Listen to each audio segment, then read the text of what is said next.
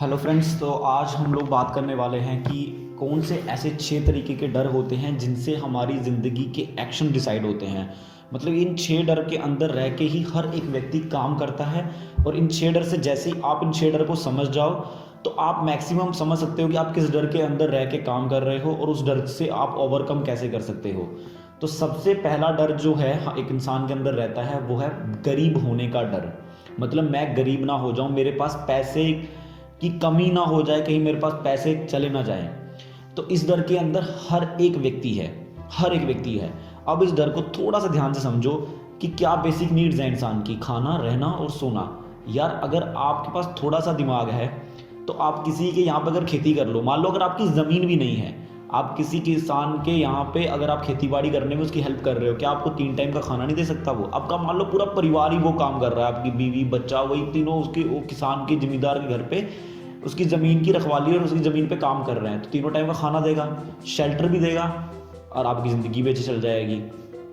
तो कागज़ कमाने की बात है, कागज़ कमा रहे हो आप, नेसेसिटीज़ आपकी पूरी हो रही हैं। उसके बाद आपकी जो बोलते हैं इच्छाएं हैं, जो इच्छाओं के लिए आपको कागज़ कमाने पड़ते हैं। और कागज़ कमाने के पीछे आदमी सोचता है कि मैं गरीब हो रहा हूँ, अदरवाइज हर एक इंसान अमीर है। नेसेसिटीज़ पूरी हो रही हैं मतलब आप अमीर हो, आप गरीब नहीं हो।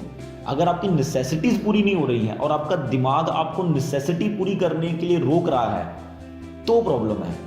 तो आपके पास नॉलेज की प्रॉब्लम है, तो आपके पास विजडम की प्रॉब्लम है, तो आपको थोड़ा स्पिरिचुअल नॉलेज लेनी चाहिए। दूसरा डर आता है ओल्ड एज का, बुढ़ापे का डर। तो आप देखो हर एक व्यक्ति जब कमाने लग जाता है तो अपने बुढ़ापे के लिए पैसा सिक्योर करने लग जाता है कि कल को मेरे बुढ़ापे में क्या होगा, मेरी बुढ़ापे में क्या सिक्योरिटी होगी। इसीलिए हमारे भारत में सबसे ज़्यादा सुंदर लड़कियां किसको मिलती हैं भाई? सरकारी नौकरी वाले को। क्यों? सरकारी नौकरी वाले का बुढ़ापे में सिक्योरिटी है।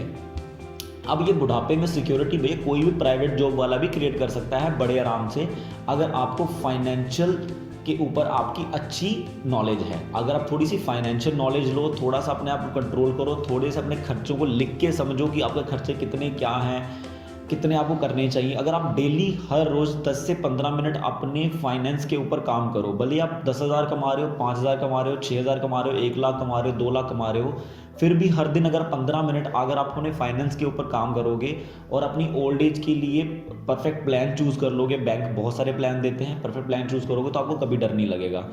तीसरा डर आता है क्रिटिसिज्म का डर, कि लोग क्या बोलेंगे। लोग क्या बोलेंगे, अगर ये भी आप सोचोगे तो लोग क्या सोचेंगे फिर। सबसे पहली बात है कि क्रिटिसिज्म का डर हमें हमेशा हमारे अंदर से निकाल देना चाहिए, बिकॉज लोग क्या बोलते हैं उससे कोई फ़र्क ही नहीं पड़ता है शरीर में। और अगर आपको उससे फ़र्क पड़ रहा है तो मेरी जान आप बहुत ही गलत कॉन्शियसनेस में हो। अगर आपको क्रिटिसिज्म का डर कैसे निकल सकता है आपके अंदर से? क्रिटिसिज्म का डर एक ही तरीके से निकला जा सकता है कि आपके माइंड में आपके गोल फिक्स होने चाहिए। आपकी लाइफ में आप में जो भी आप करना चाहते हो, करियर में, हेल्थ में, लव एंड रिलेशनशिप में, अपनी फैमिली के साथ, अपने जिसके साथ भी, आपके गोल बहुत ही क्लियर होने चाहिए। जब हमारे गोल क्लियर नहीं होते हैं, जब गोल्स के लिए हमारे एक्शंस क्लियर नहीं होते हैं, जहाँ हमारा प्लान क्लियर नहीं होता है, तब जाके हमें लोगों की बातें, जहाँ उनकी सजेशंस हमें हार्म करती हैं, जहाँ हम डरते हैं कि लोगों अगर मैं इस चीज़ में फेल हो जाऊंगा तो लोग मुझे क्रिटिसाइज़ करेंगे। अगर ये बात बैठ के थॉमस एडिसन सोच रहा होता तो आज रोशनी ना होती, 20,000 बार फेल हुआ था बंदा। तो क्रिटिसिज्म का डर अपने अंदर से निकाल देना चाहिए। आपको अगर पता है मेरा गोल क्या है, फैक्ट पे क्लियर है, आपको फैक्ट पता है, ज़रूरी नहीं है कि जो फैक्ट जो आपने गोल डिसाइड किया है और उसके ऊपर जो आपने फैक्ट इकट्ठे किए हैं उसके बारे में हर किसी को नॉलेज हो।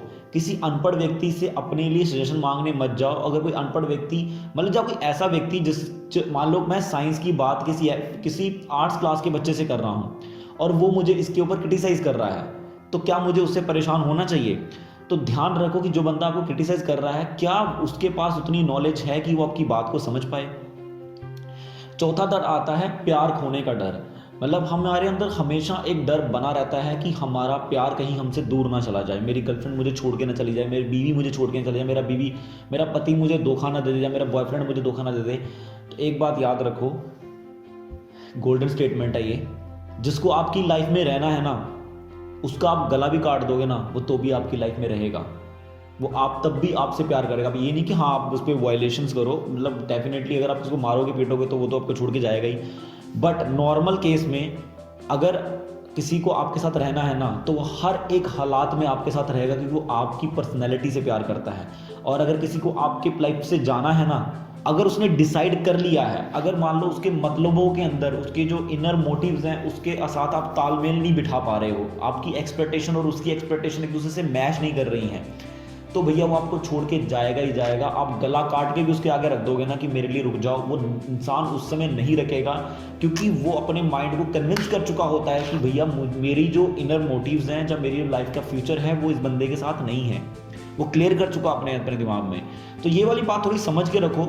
और क्या करना है आपको, अब इस बात को समझ के क्या करना है, समझ के ये करना है कि आपको हमेशा एक बात ध्यान में रखनी है कि आप अपना बेस्ट दो। सामने वाला इंसान आपकी लाइफ में रुकेगा नहीं रुकेगा, वो हमेशा आपके साथ रहेगा नहीं रहेगा, आप ये बात उस पर छोड़ दो, अपनी तरफ से बेस्ट दो। जब भी आप उस इंसान के लिए कुछ करो तो कोशिश करो आप जितना बेस्ट कर सकते हो उतना बेस्ट उसके लिए कुछ करो। आपके एक्शन से उसकी लाइफ सक्सेसफुल होनी चाहिए, इस बात का ध्यान रखो। हमेशा उसको पूरे ध्यान से सुनो, उसकी नीड्स को पहचानो और उसकी नीड्स को पूरा करने में उसकी हेल्प करो। बट ध्यान रखो वो इंसान आपको यूज़ ना करने लग जाए, इस बात का भी ध्यान रखो, थोड़ा इंटेलिजेंटली काम करो। 5वां डर आता है बीमार होने का डर। तो बीमार होने का डर आपके अंदर बड़ा तभी हो जाता है जब आप कोई गलती कर रहे होते हो और आपने कोई ऐसी आदत पाल ली है जिससे आपकी हेल्थ बर्बाद हो रही है और आप उस पर ध्यान बिल्कुल नहीं दे रहे। आज मैक्सिमम लोग, आप उनको पागल ही बोल सकते हो, बिकॉज अपनी हेल्थ पे बिल्कुल भी ध्यान नहीं देते। इस शरीर ने ही हमें सब कुछ देना है और इस शरीर की वजह से ही हमें सब कुछ मिल रहा है। तो हमारी सबसे फर्स्ट जो हमारी प्रायोरिटी होनी चाहिए वो यही होनी चाहिए कि हम अपनी बॉडी को क्लीन रखें, टाइम पे खाना खिलाएं, इस बॉडी को टाइम पे सुलाएं और जो भी हम खा रहे हैं ध्यान रखें कि उसके लॉन्ग टर्म इफेक्ट्स जो हों वो बहुत ही अच्छे हों। कुछ भी इसके अंदर डाल के काम करवाने से आपको अभी तो फ़ायदा हो जाएगा, बट लॉन्ग टर्म में आप अपने लिए बहुत सारी बीमारियां पाल लोगे। तो सिंपल है, हेल्थ इश्यूज़ के डर आपको तभी रहते हैं जब आप कुछ गलत कर रहे हो। बाकी कुछ हायर आप कह सकते हो, हायर एनर्जीज़ का भी कंट्रोल है हमारे ऊपर। मेरी पुरानी वीडियोज़ देख लो, आपको बहुत ज़्यादा समझ में आ जाएगा।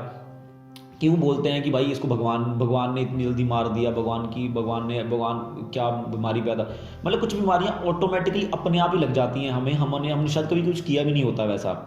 तो वहाँ पे भी हमें समझना है स्पिरिचुअलिटी को। अगर आप स्पिरिचुअलिटी को समझोगे आप वहाँ पे, तो वहाँ पे आपके अंदर बीमारी का जो डर रहेगा, डर जो है वो आपके अंदर से ख़त्म होगा।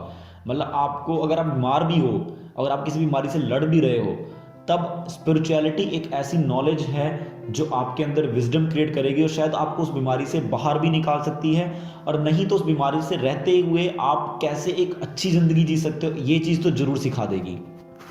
लास्ट डर आता है मौत का डर। तो लास्ट वीडियो में मैं आई बटन पे दे रहा हूँ वो वीडियो, इस वीडियो में मैंने बहुत ही डिटेल में एक्सप्लेन किया है कि मौत एक्चुअली में होती क्या है। तो सबसे पहली जो चीज़, सबसे फर्स्ट नॉलेज जो हर एक धार्मिक किताब हमें जो सिखाती है वो ये सिखाती है कि हम शरीर नहीं हैं, हम आत्मा हैं। हम शरीर नहीं हैं, हम आत्मा है और हमारी कभी मृत्यु नहीं होती। जब तक आप ये नहीं समझ सकते कि कपड़ों के अंदर बैठा हुआ आदमी अमरजीत है, ये कपड़े अमरजीत नहीं हैं, जब तक आप इस बात को नहीं समझते हो तब तक आप मौत के डर से बाहर नहीं निकल सकते और कभी भी फ्री माइंडेड होकर काम नहीं कर सके। सो आशा करता हूँ आपको इस वीडियो, ये जो 6 पॉइंट्स हैं आपको समझ में आए होंगे, और अगर समझ में नहीं आए तो रिपीट देखो, कुछ क्वेश्चन है तो कमेंट कर सकते हो आप मुझे। और इन 6 डरों से बाहर निकल के अपनी लाइफ को देखो तो आपकी लाइफ बहुत ही ईजी और रिलैक्स होगी। Thank you so much.